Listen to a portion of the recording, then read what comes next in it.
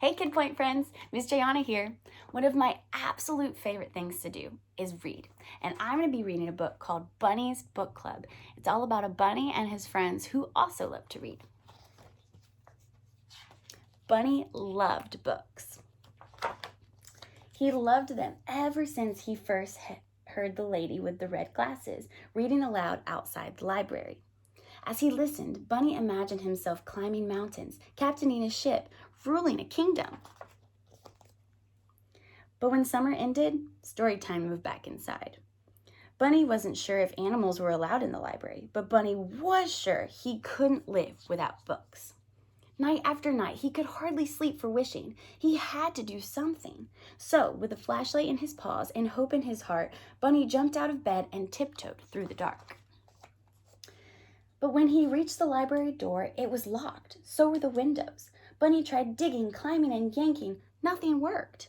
Until finally he noticed the book return.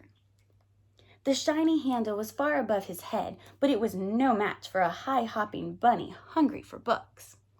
Bunny leapt. He clung to the bar, flung himself over, and wiggled his cottontail through the slot. He landed inside with a thud. Bunny's eyes sparkled at the sight of the shelves bursting with books. It was better than a field full of fresh, crunchy carrots. Bunny didn't know where to start. He took a deep breath. It smelled as if he were wrapped inside the pages of his favorite book.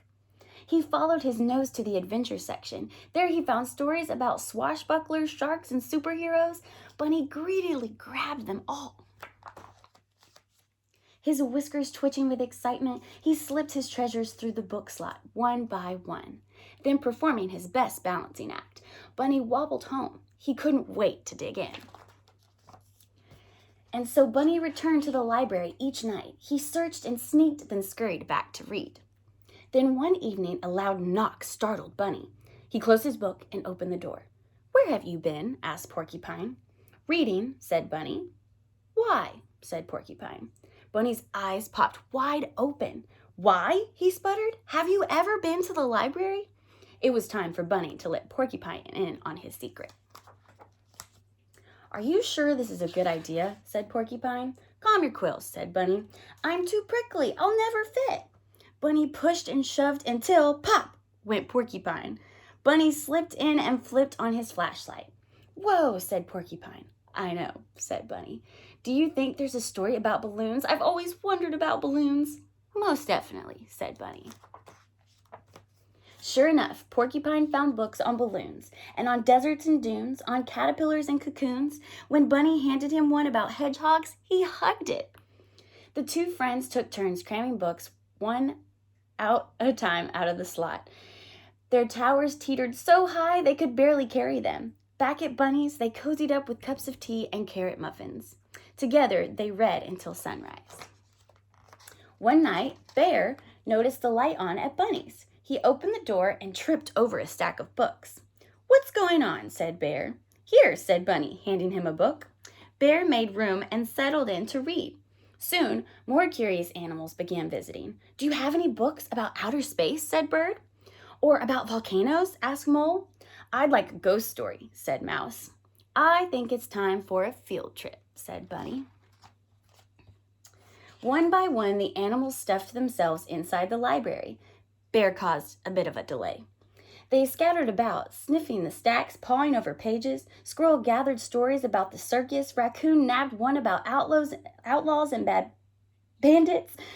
Frog found a fairy tale. No one heard the key in the front door. No one heard the clack, clack, clacking of footsteps. No one heard the light flick on. "What do we have here?" said the librarian. The animals looked up in shock. Bunny gasped, Porcupine gaped, and Bear groaned. "Follow me," she said. The animals marched slowly behind her. "We're done for," whispered Porcupine. "All libraries have rules," said the librarian sternly. Bunny's whisker trembled. Porcupine's back bristled. Bear's eyes the door. Bunny stepped forward to take the blame. The librarian leaned down. "The first rule is, every book lover must have one of these," she said. She handed Bunny and his friends shiny new library cards. "Now you may borrow books," she said, smiling, "as long as you return them, of course." Bunny couldn't believe his ears. They could keep coming to the library. He beamed at his fellow readers, then bounced to the shelves. He picked the perfect book. And he proudly checked out the very first official selection for Bunny's Book Club. The end. Thank you so much for joining me, guys. I hope you enjoyed this book as much as I did. Bye!